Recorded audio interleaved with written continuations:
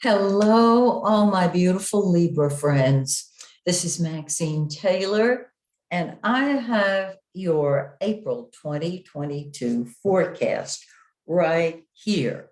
I'm going to jump into it in just a second, but I want to respond to the requests that I've gotten. Some of you have been asking if I was going to offer a special. Yes, it starts today. It's my spring special. You'll find all the information on my website, MaxineTaylor.com. I think you'll find it very helpful and hopefully something you can do for you. Okay, now let me make sure I've covered everything. All righty. Let's talk about your gorgeous chart. Excuse me. And there we go. Let's start with Venus, your ruling planet. Venus rules Libra, of course. Venus is in the 5th house of fun and games. You're ready to party. You've been ready to party. On the 5th, it's going to move into your 6th house. Your health is going to improve. Your social arena can extend to your job. Yeah. And Venus is the planet of love and money. And it is called the lesser benefic. Jupiter is the greater benefic. But there's Venus moving into your 6th house, so your job will do well, your health will do well. Now, Mars, the red planet, passion. So you got Venus, love, Mars, passion. Wherever Mars is, that's what comes first to you. Okay? So if you have kids, they come first to you and you love them. If your children are older, or if you do not have kids, what you might find is that you're ready to party. And even if you do have kids, you're ready to party. With Mars in the 5th, that's number one to you.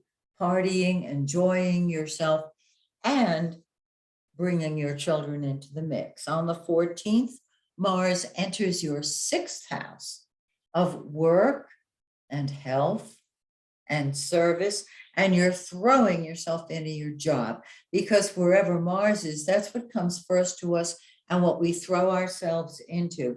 So once again, Venus and Mars are together in your 6th house. And so you will be focused on your job. There can be some form of raise for you, because Venus is money and beauty and love. The yellow planet is the sun, the giver of life. It has been in your 7th house. Now, Libra rules the 7th house in the natural zodiac, which means partnership. And so you have wanted to be out there with other people. Even if you're married, what you want to do is be out there with your spouse, enjoying relationships. Wherever the sun is, that is the center of your life. Now, on the 19th of the month, it moves into your 8th house, and you're focused on joint financial ventures. You are probably going to find that your ego is undergoing a transformation, which is very exciting, because you come out of that a new person. So 7th house, your spouse, or just other people in general. 8th house, transformation on a deep level. If you're putting together financial deals, the sun in the 8th house will help. Love it. Now, Mercury, the blue planet, is what we think about and talk about. Wherever it is, it's not action, it's thinking. So it's in the 7th house. And because it's thinking, it's what you put your attention on. Whatever you put your attention on grows. All right. So once again, partnership, partnership, partnership. On the 10th, it moves into the 8th house, and your thinking undergoes a change, a transformation. You're going to find that on the 29th, when Mercury enters your ninth house, you will have a much bigger picture because you're thinking in terms of philosophies, principles, the big picture. Now, Mercury is going to enter the shadow of the retrograde on April 26th. It won't go retrograde until May. But when we're in the shadow of the retrograde, it feels like Mercury's retrograde. You can start new projects under under a Mercury which is in the shadow of the retrograde. Because once Mercury goes retrograde, you're going to be tying up the loose ends of unfinished projects. Okay, now let's look at the lunations. This is really wonderful.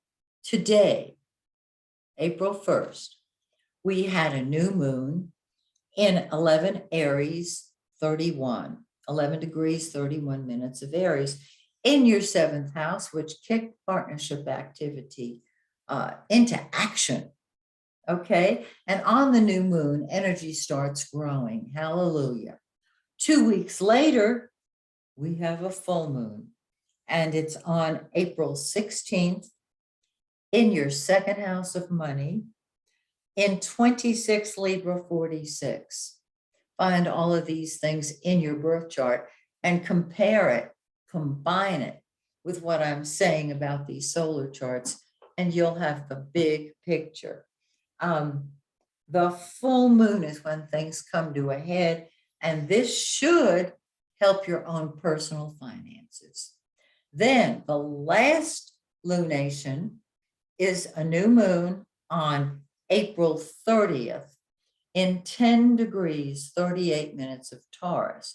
Now, this new moon is a solar eclipse. And while we feel an eclipse at least a week ahead, it lasts until the next pair of eclipses come along, which are usually about 5 to 6 months later. So this is a very powerful new moon that opens up avenues of financial remuneration with other people. It opens up portals to the psychic realm. Don't you love it? And so this, my dear Libran friends, is your forecast. And I hope you'll join me next month when, once again, I take a look at your forecast. We'll have an eclipse then as well. And of course, Mercury's going to go retro. So what else is new? Till we meet again, may the stars shine brightly on you and yours. Bye for now.